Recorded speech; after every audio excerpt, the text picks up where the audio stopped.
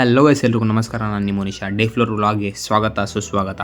ಪ್ರತಿಯೊಬ್ಬರು ಹೇಳೋದೇನೆಂದರೆ, ಜೀವನದಲ್ಲಿ ಕಷ್ಟಪಟ್ಟರೆನೆಲ್ಲ ಸಿಗುತ್ತೆ, ಕಷ್ಟಪಡಲಿಲ್ಲ ಅಂದರೆ ಯಾವುದೂ ಸಿಗಲ್ಲ.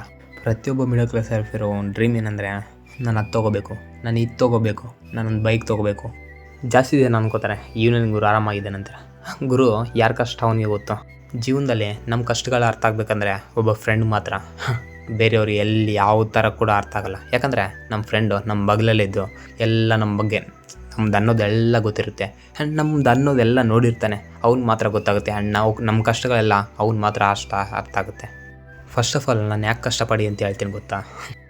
ನಿಮ್ಮ ಅಪ್ಪ ಅಮ್ಮ ಕಷ್ಟಪಡುವಾಗಲೂ ಗೊತ್ತಾಗಲ್ಲ ಅವ್ರ ವ್ಯಾಲ್ಯೂ ಏನು ಅಂತ. ನೀವು ಕಷ್ಟಪಡುವಾಗ ಗೊತ್ತಾಗುತ್ತೆ ಅದ್ರ ವ್ಯಾಲ್ಯೂ ಏನು, ಅವ್ರ ವ್ಯಾಲ್ಯೂ ಏನು ಅಂತ. ಅಂತೂ ಇಂದು ನಾನು ಮನೆಗೆ ಬಂದು ಟ್ರೈಪಾಡ್ ನೋಡಿಕೊಂಡು ಪುಷಪ್ನ ಸ್ಟಾರ್ಟ್ ಮಾಡ್ತಾ ಆ್ಯಂಡ್ ಫಸ್ಟ್ ಆಫ್ ಆಲ್ ನಾನು ಗಿಂಬಲ್ಸ್ನ ಯಾವ ಥರ ರೆಡಿ ಮಾಡಿದೆ ಅಂತ ನಿಮ್ಗೆ ತೋರಿಸಿರ್ಬೋದು. ಆ್ಯಂಡ್ ಪ್ರತಿಯೊಬ್ಬ ಮಿಡಲ್ ಕ್ಲಾಸ್ ಲೈಫ್ ಇರೋ ಒಂದು ಪ್ರಾಬ್ಲಮ್ ಏನಂದರೆ, ವರ್ಕೌಟ್ನ ಸ್ಟಾರ್ಟ್ ಮಾಡಬೇಕಂದ್ರೆ ಯಾವುದೂ ಸಿಗೋಲ್ಲ ಟೈಮ್ಗೆ. ಆ್ಯಂಡ್ ಯಾವುದೂ ಕೂಡ ನಮ್ಮ ಹತ್ರ ಇರೋಲ್ಲ. ಆದರೆ ಯಾವ ಥರ ಒಂದು ಅಡ್ಜಸ್ಟ್ ಮಾಡ್ಕೊಂಡು ನಾವು ಮಾಡ್ಕೋಬೇಕು. ಬರ್ತಾ ನಮ್ಗೆ ಯಾವ ಥರ ಅನುಕೂಲ ಆಗುತ್ತೆ ನಾವು ಆ ಥರ ತೊಗೊಳ್ಬೇಕು. ಇಲ್ಲಾಂದರೆ ನಾವು ಅದರಿಂದನೇ ವರ್ಕೌಟ್ ಅನ್ನೋದು ಅದರಿಂದನೇ ಕಂಟಿನ್ಯೂ ಮಾಡಬೇಕು. ಅಂತೂ ಇಂದು ವರ್ಕೌಟ್ನ ಸ್ಟಾಪ್ ಮಾಡಿ ಆ್ಯಂಡ್ ಬೋರಿಂಗ್ಗೆ ವಾಟರ್ ತೊಗೊಂಡು ಬರೋಕೆ ಹೋಗ್ತಾಯಿದ್ದೀನಿ. ಯಾಕಂದರೆ ಬೋರಿಂಗ್ ವಾಟರ್ ಅನ್ನೋ ಸ್ನಾನ ಮಾಡಿಕೊಂಡ್ರೆ ಚಳಿ ಅನ್ನೋದು ಅನಿಸಲ್ಲ. ಯಾಕಂದರೆ ಬೋರಿಂಗ್ ವಾಟರ್ ಅನ್ನೋದು ಗರಮ್ ಇರುತ್ತೆ ಅಂದರೆ ಚಳಿ ಹಿಡಿಯಲ್ಲ. ಇದೇ ಬೋರಿಂಗು. ಆ್ಯಂಡ್ ಬೋರಿಂಗ್ನ ಈ ಸೈಡಿಂದ ಹೊಡೆದ್ರೆ ಈ ಸೈಡಿಂದ ವಾಟರ್ ಬರ್ತಾಯಿದೆ. ನನ್ನ ಜೀವನದಲ್ಲಿ ನಾನು ಹುಟ್ಟಿದಾಗಿಂತ ಈ ಬೋರಿಂಗ್ ನೋಡ್ತಾ ಇದ್ದೇನೆ. ಅಂತೂ ಇಂತೂ ಕೊಡ ತೆಂಪ್ತು ಆ್ಯಂಡ್ ರಿಟರ್ನ್ ಮನೆ ಕಡೆ ಬೋರಿಂಗಿಂದ ವಾಟರ್ ಹಿಡ್ಕೊಂಡು ಹೋಗ್ತಾಯಿದ್ದೀನಿ.